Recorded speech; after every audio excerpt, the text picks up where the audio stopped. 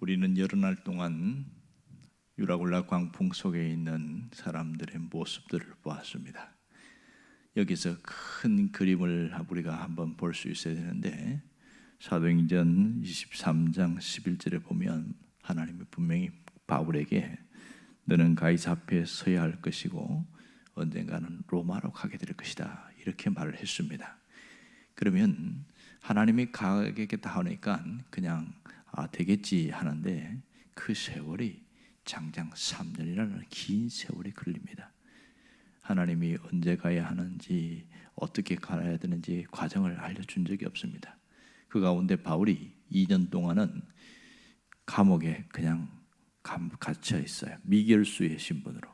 그것도 뇌물을 주지 않았다는 것 때문에 감옥에 그냥 갇혀 있는데 참 답답할 노릇입니다. 할 일이 많은데 여기서 그냥 꼼짝도 없이 갇혀 있다니 정말 답답한 노릇인 것이죠. 여러분, 여기서 우리가 중요한 것을 생각하게 됩니다. 하나님의 약속은 반드시 이루어집니다. 하지만 우리가 생각하는 방법대로, 우리가 생각하는 방향대로 가지는 않는다는 사실이죠. 바울도 이렇게 죽음의 유라굴라 광풍을 만날 것은 생각지도 못했습니다. 하지만 백부장이 선주와 선장의 말을 더 듣고 무리한 항해를 하다가 어마어마한 유라굴라 광풍을 만난 것은 하나님이 허락한 과정이라고 할 수 있죠. 바울은 많이 속상했을 겁니다. 이러면 배가 깨지는데, 다 죽을 건데.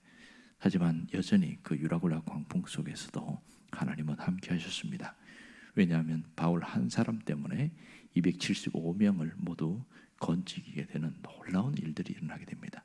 바울은 제수의 신분이었지만 그 위기 속에서, 죽음의 광풍 속에서는 드디어 하나님이 그를 세우시는 것을 볼 수 있습니다.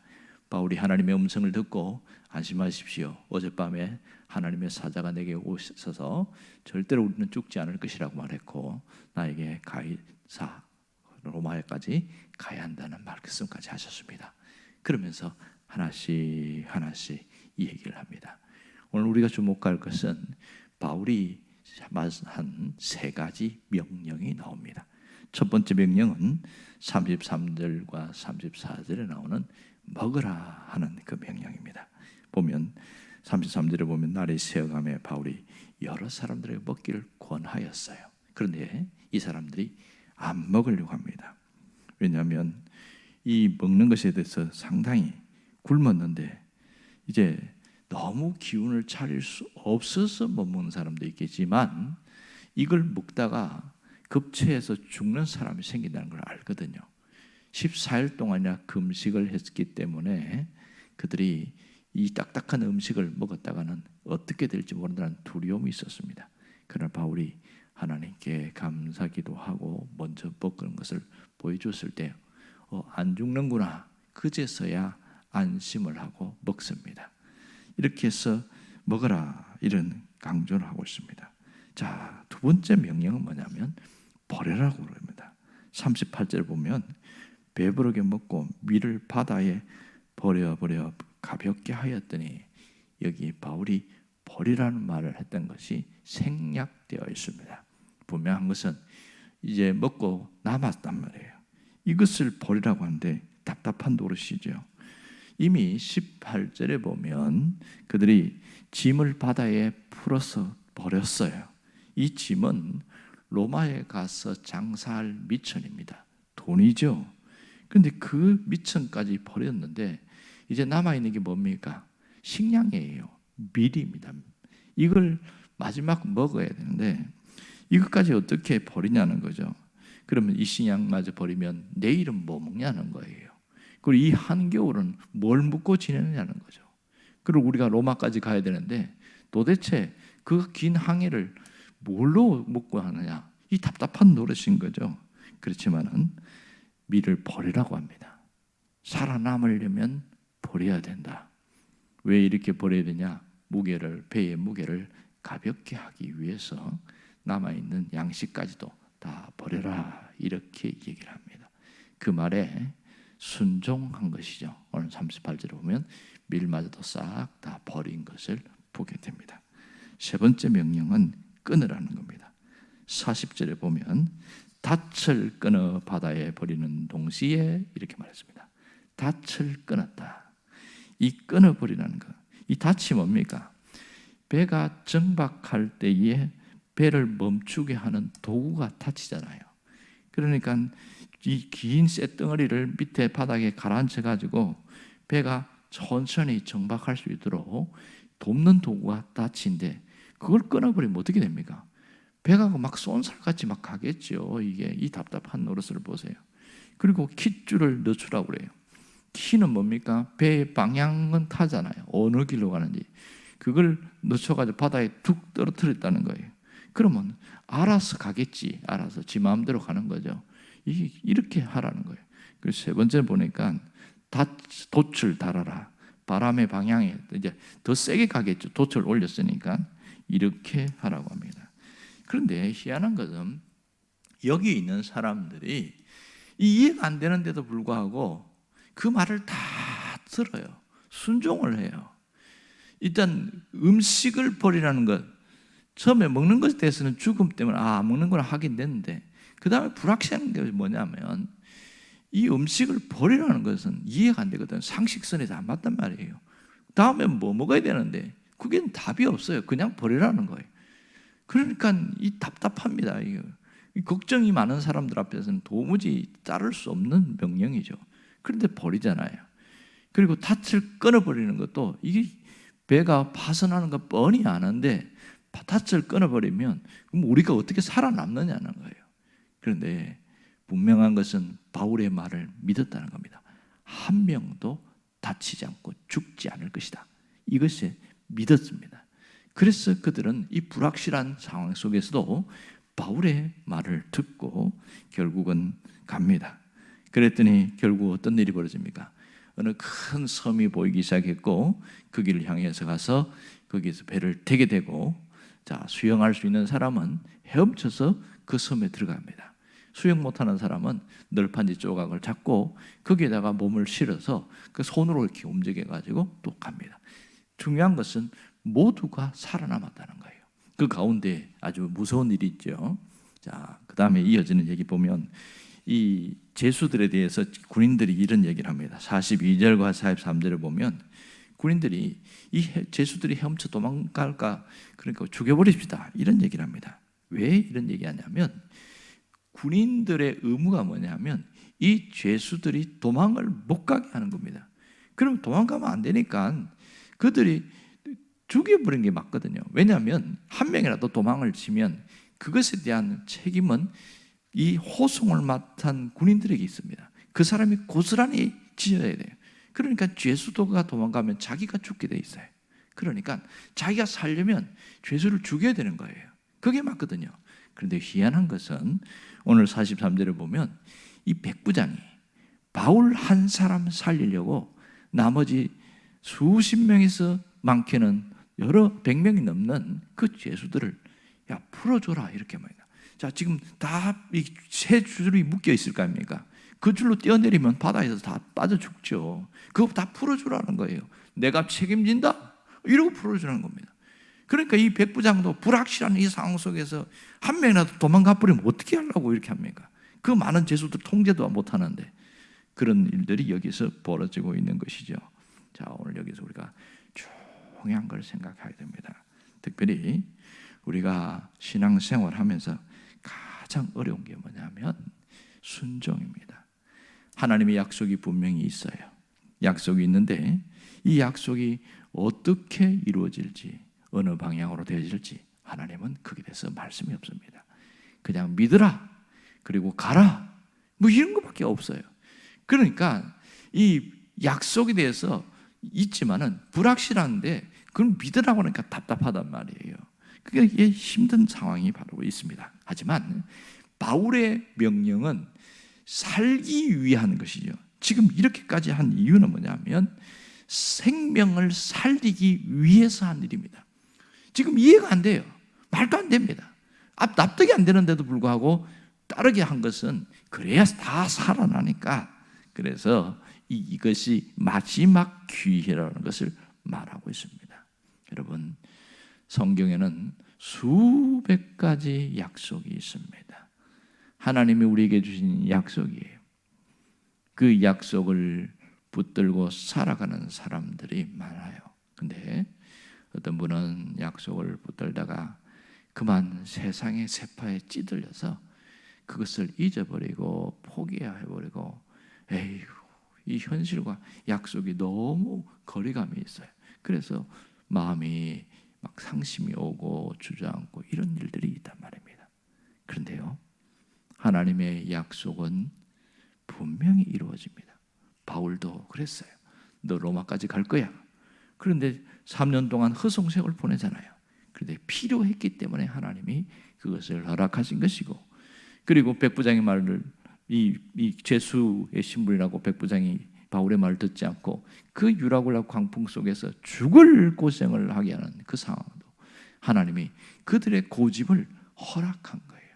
그렇다 보니까 결국은 바울 한 사람 때문에 모두가 살아나는데, 바울이를 이 얼마나 중요한 사람인지, 단순히 복복이는 죄수의 신분이지만 그가 하나님의 사람인 것이 증명되었고 모두가 바울의 증인이 되어서 이 사람은 의로운 사람이었다. 그리고 그 죄수들과 군인들 모두가 새로운 생명을 취하는, 그리고 예수를 믿는 영혼이 거듭나는 사람으로 바뀌는 어마어마한 사건이 이 바다에서 일어나는 겁니다. 비록 내가 고난을 당하고 어려움을 당할 때가 있지만 그 일을 통해서 하나님이 놀라운 일을 이루어 가신다는 거죠. 누가 이런 일을 만드느냐? 약속을 붙들고 있는 사람에게 하나님이 그 일을 하신다는 거예요. 여러분, 우리가 꼭 기억할 것은 하나님은 우리의 순종을 통해서 하나님의 뜻을 이루어 가신다는 사실입니다. 아무리 하나님의 약속이 있고 나를 통해서 하나님이 일을 하고자 원하지만 내가 거부하고 내가 불순종한다면 그 뜻과 약속은 이루어지지 않는다는 사실을 놓치지 않아야 됩니다. 여러분, 항상 우리는 순종을 할 것인가 말 것인가의 선택의 기로에 있는 것을 늘 우리는 압니다. 그런 때에 어떤 선택을 하느냐에 따라서 우리는 상당히 다른 삶을 살게 되어지는 것이죠. 여러분, 철새들이 계절이 바뀌면 나라에서 나라를 이동해서 갑니다. 그런데 보통 철새들이 가면 1200km를 날아간다고 그래요. 굉장히 먼 거리를 가는데 그들이 대열도 떨어뜨리지 않고 그대로 그 목적지까지 가는 것을 보면 딱 한 사람, 리더의 말에 순종하기 때문이다. 그렇게 얘기를 합니다. 여러분, 내 계획보다 더 중요한 것은 순종입니다. 내 생각보다 더 중요한 것은 철저한 순종이라는 것을 알아야 됩니다. 여러분, 믿음의 삶은 불확실한 삶을 살아가는 겁니다. 거기에 대하여 어떠한 반응을 하는가, 이게 진짜 믿음의 삶입니다. 하나님은 우리가 어떠한 믿음의 길을 갈 때에 육하 원칙으로 말씀하지 않았어요. 언제, 어디서, 무엇을 어떻게 해야 하는지, 왜 해야 하는지 절대로 알려주지 않습니다. 그냥 가라, 끝이에요. 거기 가면 무슨 일이 일어날 것인데 그러면 네가 이렇게 피하고 이런 일이 일어나면 이렇게 할 것이고 내가 이렇게 해줄 것이고, 일절 말이 없습니다. 믿음의 삶은 불확실한 삶이었습니다. 아브라함이 그랬거든요. 내가 집 본토 아비의 친척의 집을 떠나서 내가 너에게 지시하는 땅으로 가라. 그게 어딘데요? 지시하는 땅이 어딘데? 가면 안다. 나중에 가보니까 가나안이었어요. 하나님이 어떤 땅의 지명도 알려주지 않고 거기에 어떤 위험 요소가 있었고 무슨 문제가 있고 흉년이 오면 어떻게 해야 되는지 알려주지 않습니다. 무조건 가라는 거예요. 그래서 어마어마한 실수도 하잖아요. 자, 보세요.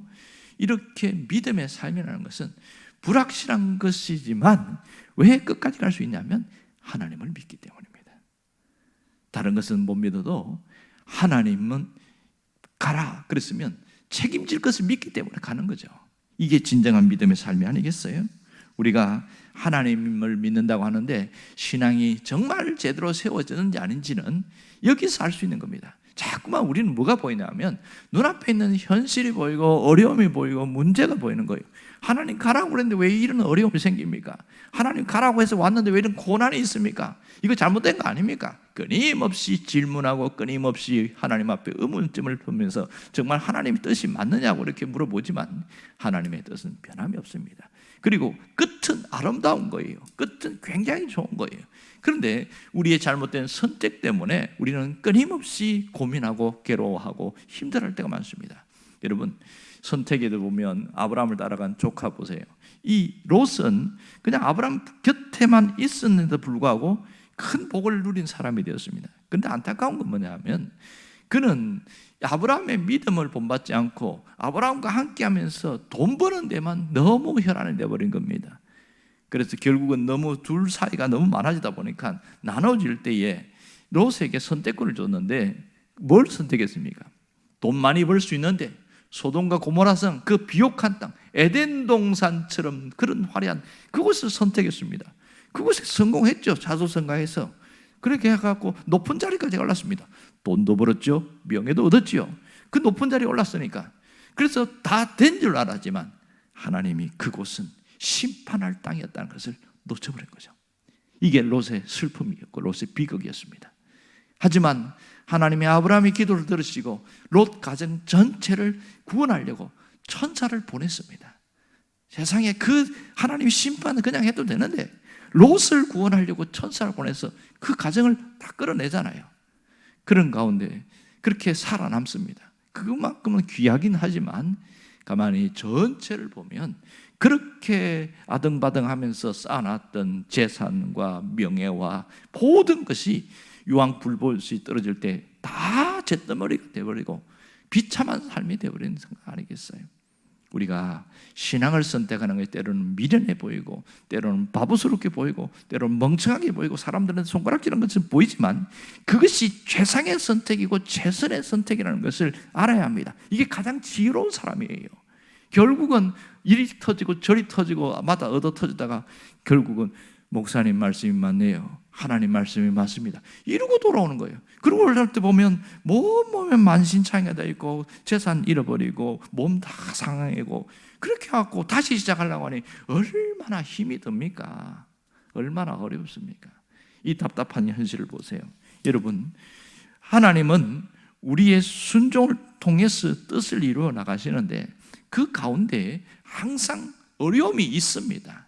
분명한 것은 어려움은 있어도 하나님은 일하신다는 사실입니다. 이스라엘 백성이 출애굽할 때에 출애굽했으면 그들은 무슨 생각했어요? 탄탄대로처럼 모든 것이 열릴 것이라고 생각했어요. 모든 것이 열리죠. 그런데 뭐가 준비 안 됐냐면 이들은 아직도 하나님에 대한 올바른 신앙이나 순종에 대한 그런 부분이 전혀 준비가 되지 않았어요. 그래서 하나님이 그들을 어디로 보냅니까? 홍해 바다 앞으로 보내는 겁니다. 하나님이 누구인지를 보여주려고. 그런데 그들은 무슨 생각이에요? 왜 홍해 앞에서 우리를 죽이려고 하십니까? 이러면서 대들고 뭐 그렇게 하잖아요. 그런데 하나님이 어떻게 하셨어요? 모세를 통해서 지팡이를 내미는데 앞으로 가게 만들었어요. 홍해가 갈라지기 전에 먼저 출발하게 만들었다는 겁니다. 누가 먼저 갔을까? 성경에는 안 써놨습니다. 아마도 모세를 따르던 여호수아가 제일 먼저 가지 않았을까 이런 생각합니다. 그러니까 나머지 몇 사람들이 같이 따라가는 거죠. 그럴 때에 홍해가 갈라지기 시작하는 겁니다. 이 놀라운 사건을 보세요. 하나님이 일하심은 순종을 통해서 되어진다는 겁니다. 요단강이 갈라지는 것도 제사장들의 순종과 헌신이 있었잖아요. 그들이 이 홍수가 밀려오는 그 요단강 물에 먼저 들어갔습니다. 그러면 법궤를 메고 가다가 휩쓸려 죽을 수도 있는 상황이거든요. 그런데도 생명을 담보로 하고 가는 거예요. 하나님이 책임지시겠지. 그리고 법궤를 몰고 들어갔는데 어떤 일이 벌어집니까? 물이 탁 끊어져 가지고 역류해 갖고 위로 쫙 올라가더니 바싹 말라버립니다. 이게 하나님의 역사예요.